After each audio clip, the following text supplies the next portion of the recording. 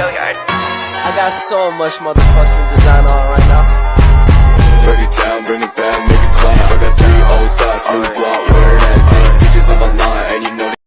Assalamualaikum warahmatullahi wabarakatuh. Halo semuanya. Di sini saya akan menjelaskan tentang otonomi daerah. Otonomi daerah merupakan esensi dari pemerintahan dengan sistem desentralisasi. Otonomi berasal dari bahasa Yunani kuno, yaitu autos artinya sendiri, nomos artinya undang-undang. Pengertian otonomi dapat dilihat dalam Undang-Undang Nomor 23 Tahun 2014 Pasal 1 Ayat 6 yang menyatakan otonomi daerah adalah hak, wewenang, dan kewajiban daerah otonomi untuk mengatur dan mengurus sendiri urusan pemerintahan dan kepentingan masyarakat setempat dalam negara kesatuan Republik Indonesia.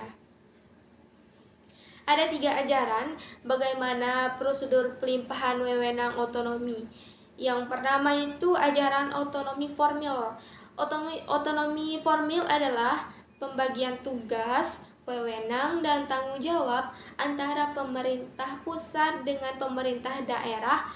Tidak dijelaskan secara rinci.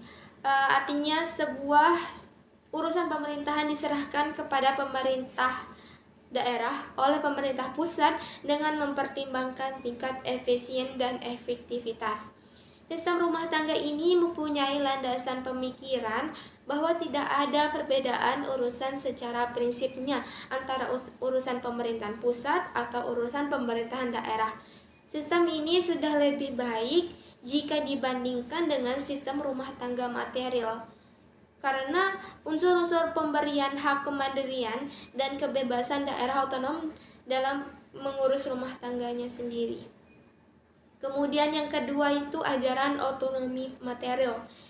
Otonomi material adalah pembagian tugas, wewenang, dan tanggung jawab antara pemerintah pusat dengan pemerintah daerah, dijelaskan secara normatif dalam undang-undang. Sistem rumah tangga ini berpangkal tolak dari pemikiran bahwa urusan pemerintahan pusat dan urusan pemerintah daerah dapat dibedakan, yang kemudian dituangkan dalam landasan hukum yang mengikat terhadap urusan tersebut. Dalam pasal 10 dan 13 Undang-Undang Nomor 32 Tahun 2004 tentang pemerintahan daerah, yang dijelaskan secara normatif urusan-urusan mana yang menjadi domainnya pemerintah pusat dan daerah. Jika dititik lebih jauh dengan mempertimbangkan azas otonomi daerah, sistem rumah tangga ini tidak memberikan kebebasan dan kemandirian daerah otonom.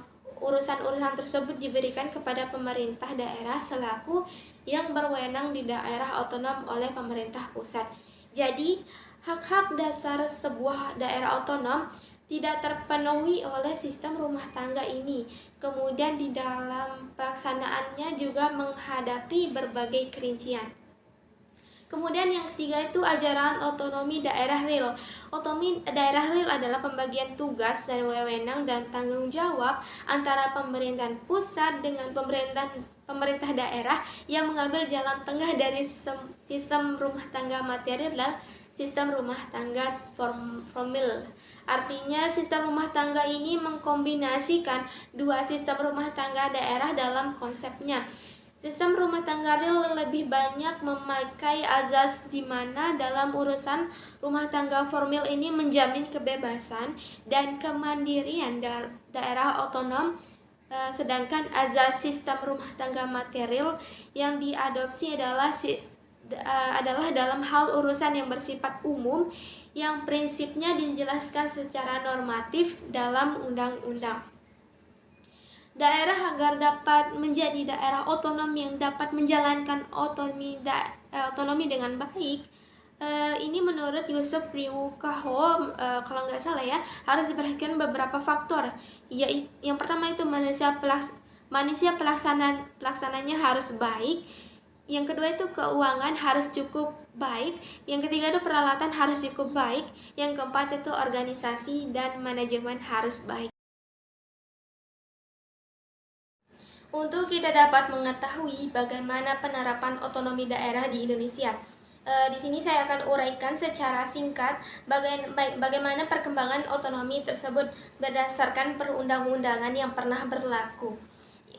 Yang pertama itu Undang-Undang Nomor 1 Tahun 1945. Maksud dikeluarkannya undang-undang ini, menurut Bayu Suryaningrat, dibuatnya undang-undang ini mempunyai program menyusun pemerintahan pusat dan pemerintahan daerah yang demokratis. Undang-Undang Nomor 1 Tahun 1945 ini memberikan landasan pelaksanaan desentralisasi dan otonomi daerah dengan ciri-ciri yang sebagai berikut ini. Yang pertama itu daerah yang ditetapkan sebagai daerah otonom adalah kepresidenan, kabupaten, dan kota. Nah, yang kedua itu bentuk susunan pemerintahan terdiri atas Badan Perwakilan Rakyat Daerah atau BPRD dan Badan Eksekutif. Yang ketiga, BPRD berwenang mengatur otonomi, menjalankan peraturan-peraturan atasan, sedangkan Badan Eksekutif itu menjalankan pemerintahan sehari-hari. Yang keempat itu daerah-daerah itu diberikan otonomi Indonesia berdasarkan kedaulatan rakyat. Yang kelima, daerah-daerah mempunyai keuangan sendiri dengan kemungkinan mendapat bantuan dari pemerintahan pusat. Yang pertama itu kan Undang-Undang Nomor 1. Nah, selanjutnya itu Undang-Undang Nomor 22 Tahun 1948. Pembentukan undang-undang ini dimaksudkan untuk meletakkan dasar pembentukan pemerintahan daerah yang sistematis dengan suatu pemerintahan daerah yang demokratis. Ditegaskan dalam undang-undang ini bahwa tujuan dikeluarkannya untuk memenuhi harapan rakyat dalam membentuk pemerintahan yang kolegial berdasarkan kedaulatan rakyat yang demokratis. Yang ketiga itu Undang-Undang Nomor 1 Tahun 1957. Sujamto mengatakan bahwa pembuat undang-undang ini menamakannya sistem otonomi real. Akan tetapi dengan adanya unsur dari sistem otonomi material dalam pasal 31, maka secara objektif dibenarkan anggapan sistem ini merupakan campuran otonomi formil dan otonomi material dengan penonjolan pada sistem otonomi formilnya. Untuk penyelenggaraan otonomi daerah diperlukan otonomi daerah yang luas, nyata, dan bertanggung jawab di daerah secara profesional dan berkeadilan, jauh dari praktik-praktik korupsi, kolusi, nepotisme, serta adanya pertimbangan antara keuangan pemerintah pusat dan daerah. Dengan demikian, prinsip-prinsip otonomi daerah adalah yang pertama itu prinsip otonomi luas. Otonomi luas adalah kepala daerah diberikan tugas, wewenang, dan hak kewajiban untuk menangani urusan pemerintahan yang tidak ditangani oleh pemerintah pusat, sehingga isi otonomi yang dimiliki oleh suatu daerah memiliki banyak ragam dan jenisnya. Di samping itu, daerah diberikan kekuasaan untuk menangani urusan pemerintahan yang diserahkan dalam rangka mewujudkan tujuan dibentuknya suatu daerah. Dan tujuan pemberian otonomi daerah itu sendiri terutama dalam memberikan pelayanan kepada masyarakat sesuai dengan potensi dan karakteristik masing-masing daerah. Yang kedua ya, prinsip otonomi nyata.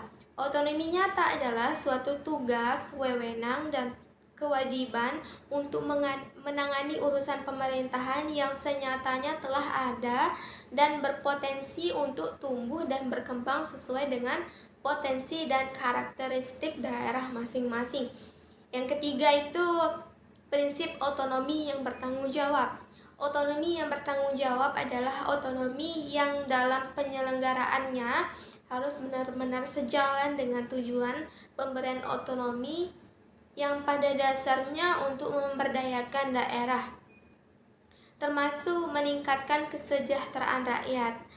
Prinsip otonomi yang bertanggung jawab berarti bahwa pemberian otonom daerah benar-benar sesuai dengan tujuan yaitu yang pertama lancar dan teratur dalam pembangunan di seluruh wilayah negara. Yang kedua itu sesuai atau tidaknya pembangunan dengan pengarahan yang diberikan. Yang ketiga itu sesuai dengan pembinaan politik yang kesatuan bangsa. Yang keempat, terjaminnya keserasian hubungan antara pemerintah daerah dan pusat. Dan yang kelima itu terjaminnya pembangunan dan perkembangan daerah. Selanjutnya, tujuan otonomi daerah. Tujuan utamanya itu penyelenggaraan otonomi daerah adalah untuk meningkatkan pelayanan publik dan memajukan perekonomian daerah. Pada dasarnya terkandung 3 misi utama pelaksanaan otonomi daerah. Yang pertama itu meningkatkan kualitas dan kuantitas pelayanan publik dan kesejahteraan masyarakat. Yang kedua itu menciptakan efisiensi dan efektivitas pengelolaan sumber daya daerah. Yang ketiga itu memberdayakan dan menciptakan ruang bagi masyarakat untuk berpartisipasi dalam proses pembangunan. Dengan demikian, pada intinya tujuan otonomi daerah ini adalah meningkatkan kesejahteraan masyarakat dengan cara meningkatkan pelayanan publik kepada masyarakat untuk berpartisipasi dalam proses pembangunannya. Sekian, mungkin hanya ini dari saya. Mohon maaf atas segala kekurangannya. Wassalamualaikum warahmatullahi wabarakatuh. I fucking with these